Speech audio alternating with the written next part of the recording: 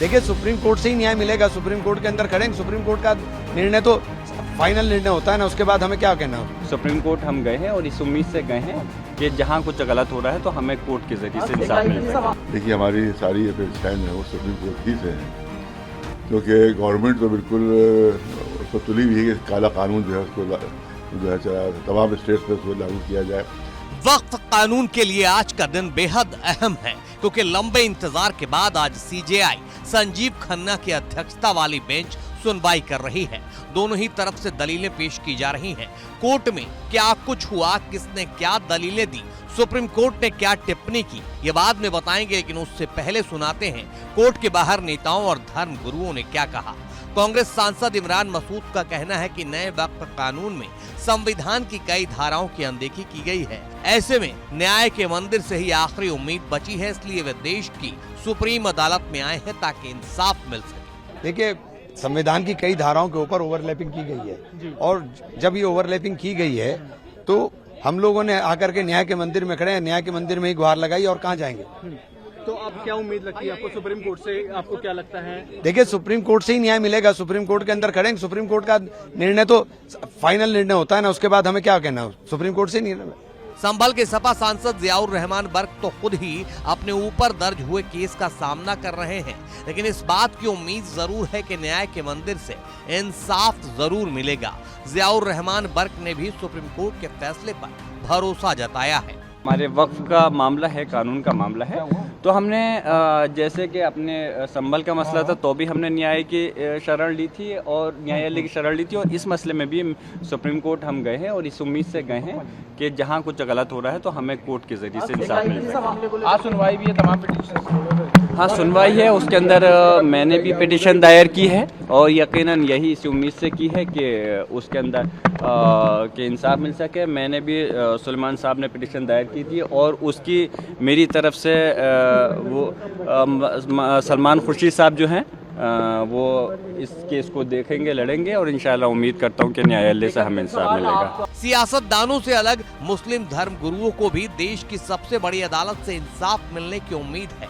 शिया धर्म गुरु कल्बे जब्बाद ने वक्फ के नए कानून को काला कानून बताते हुए अदालत से इंसाफ की आस लगाई है।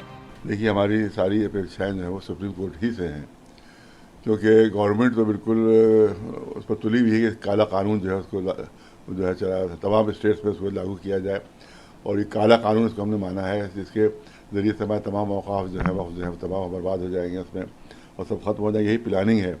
और आप देखिए हिस्ट्री में, इंडियन हिस्ट्री में शायद पहली मरतबा ये हो रहा है कि स्टेट गवर्नमेंट जो है वो फेवर में गई है इसके वक्फ बिल के फेवर में, और हमेशा सुप्रीम कोर्ट में जाया जाता है अपनी फरियाद लेकर कि भाई हमारे खिलाफ ये हुआ है, वहाँ उल्टा मामला फेवर में गई हैं 6 स्टेट गवर्नमेंट फेवर में, यानी इतनी मोहब्बत उनको मुसलमानों से हो गई है कि स्टेट गवर्नमेंट जा रही है मुसलमानों के फेवर में जा रहे हो।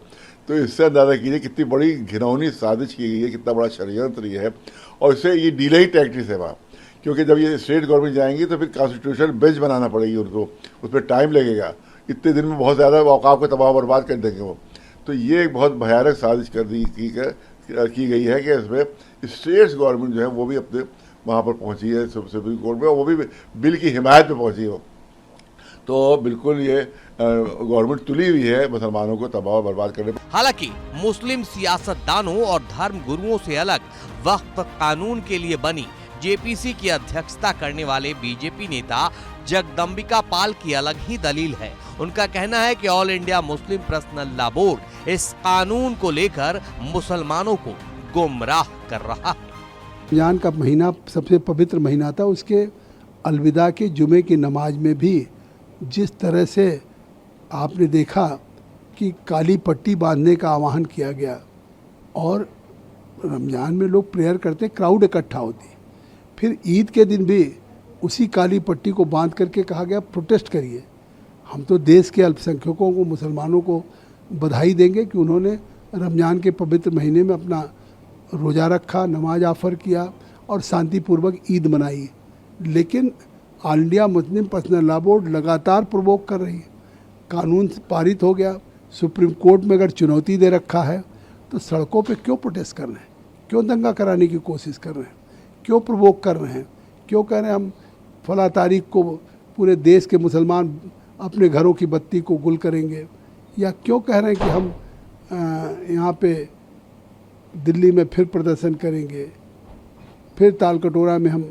तो ये साफ है कि कहीं ना कहीं जिस तरह से आज इसका विरोध हो रहा है, तो ये नहीं चाहते कि ये जो देश के संशोधन के बाद गरीबों को, पसमानदा को, पिछड़ों को, मुसलमानों को या महिलाओं को उनको जगह मिलेगी वक्फ बोर्ड में, बैकवर्ड्स का रिप्रेजेंटेशन होगा और ऑल इंडिया माइनॉरिटी काउंसिल में होगा, तो नहीं चाहते। या उसका वक्फ का इनकम का फ़ायदा गरीबों को मिले, ओबीसी पसमानदा को मिले, महिलाओं को, बच्चों को, ये नहीं चाहते।